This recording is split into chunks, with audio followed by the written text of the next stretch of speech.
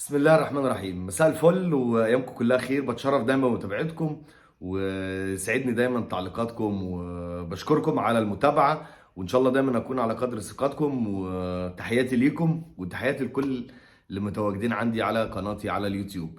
قبل طبعا ما اتكلم على مباراه الزمالك ومباراه سموحه والاحاديث الكتيره والكلام الكتير ومشاكلها الكتير النهارده وكلنا متابعينها، حابب النهارده اتكلم على كابتن ثابت البطل. النهارده ذكرى وفاته رحمه الله عليه، ويوافق ان هو تاني يوم برضو كان والدي امس رحمه الله عليه، برضو كان الذكرى السنويه الاولى، ويشاء القدر ان يبقى تاني يوم وفاة كابتن ثابت البطل رحمه الله عليه. مات بطل ومخلص للنادي.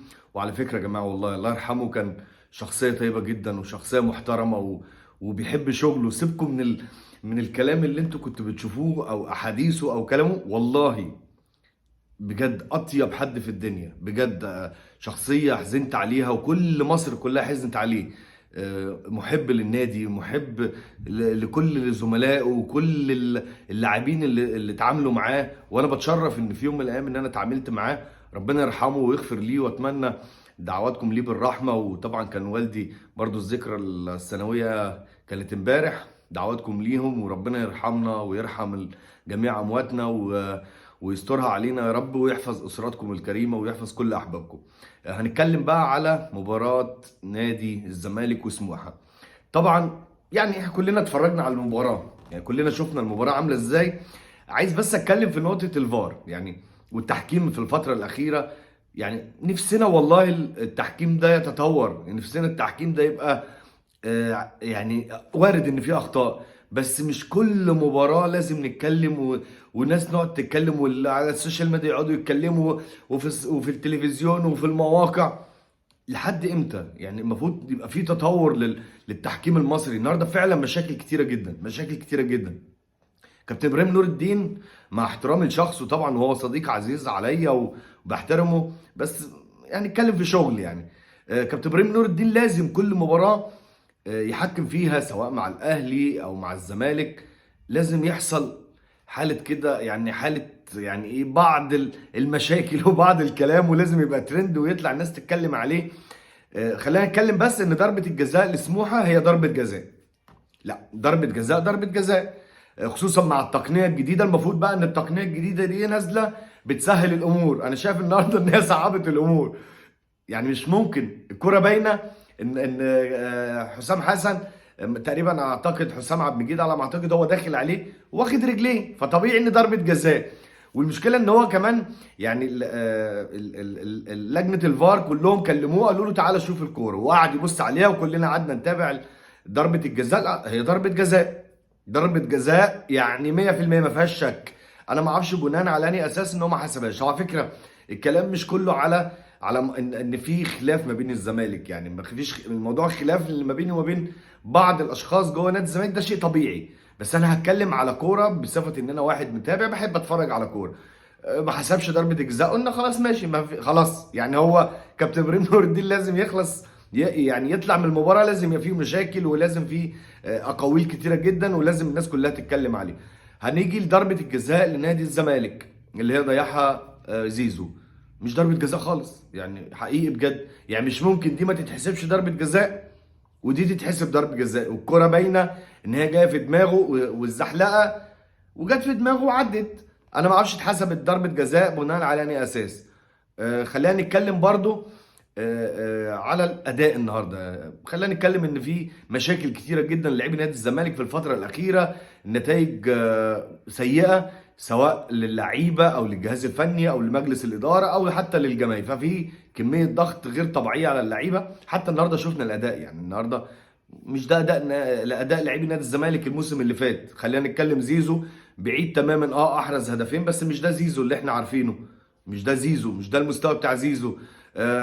مش ده مستوى لاعبي نادي الزمالك، مش ده الاداء اللي احنا كنا بنتفرج على فترات كده نادي الزمالك الموسم الماضي.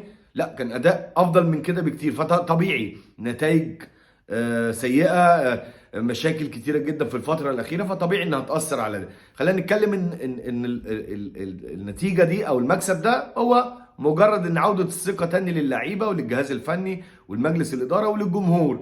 بس مش ده المستوى بتاع نادي الزمالك او لاعبي نادي الزمالك اللي ينافس على بطوله افريقيا. مش ده المستوى اللي ينافس على بطولة افريقيا. برضو هنتكلم على حتة تانية وهي الاهم. فين الروح اللي جوه اللعيبة.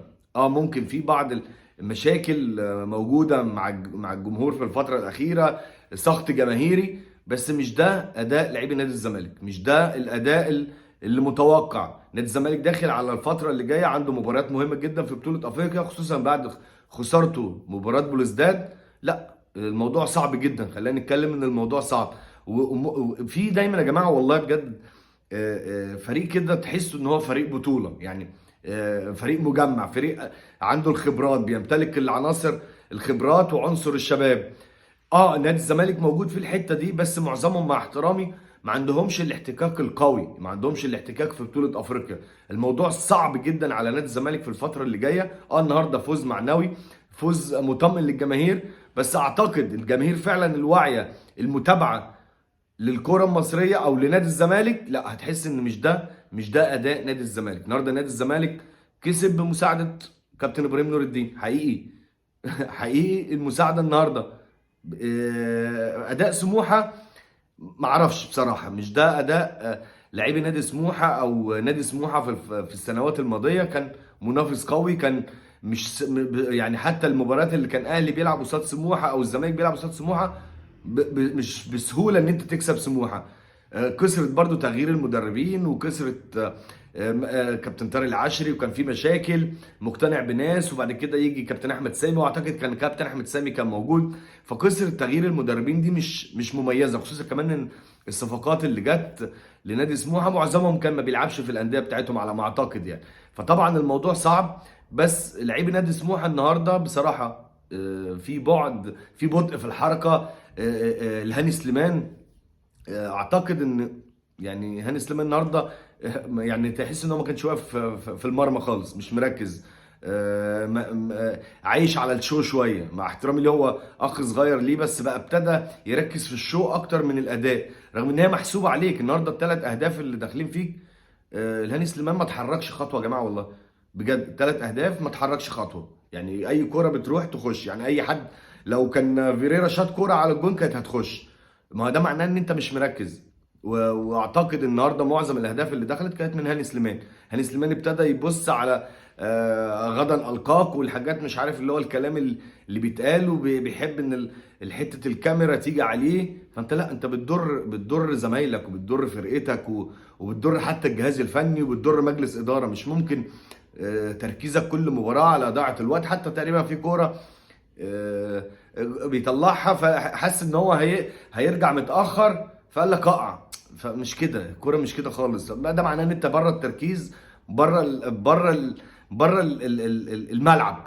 طبيعي نادي سموحه هيخسر، لانك انت برضو خلينا نتكلم ان معظم اللعيبه اللي متواجدين ما عندهمش الخبره، ما عندهمش بقالهم فتره كبيره جدا بعيد عن الملاعب، بعيد عن المشاركه. كثره المدربين برضو ده طبيعي. حتى انا شفت تصريح الاستاذ فرج عامر بيتكلم على ان انت كنت ممكن تكسب بس بطريقه افضل. لا، خلينا نتكلم يا استاذ فرج. بص، عندك مشاكل كتيره جدا من داخل الفريق. اللعيبه مع احترامي ليهم دون مستوى. عندك مفيش ربط ما بين الخطوط ما بينهم ومن بعض.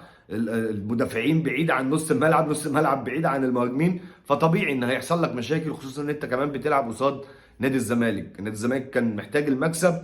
مبروك للزمالك المكسب، بس الاداء مش مطمئن. النهارده اللعيبه معظمها، هقول معظم الناس هتطلع تتكلم تقول لك اصل كان كويس. لا، ما هو عشان سموحه وحش. مش ده اداء لاعبي نادي الزمالك، ولا ده المستوى اللي يأهل نادي الزمالك يحصل على بطولة افريقيا. ده ملخص مباراة الزمالك وسموحة. بتمنى دايما متابعتكم وبتشرف، وان شاء الله اشوفكم قريبا باذن الله. تحياتي ليكم، ابراهيم سعيد.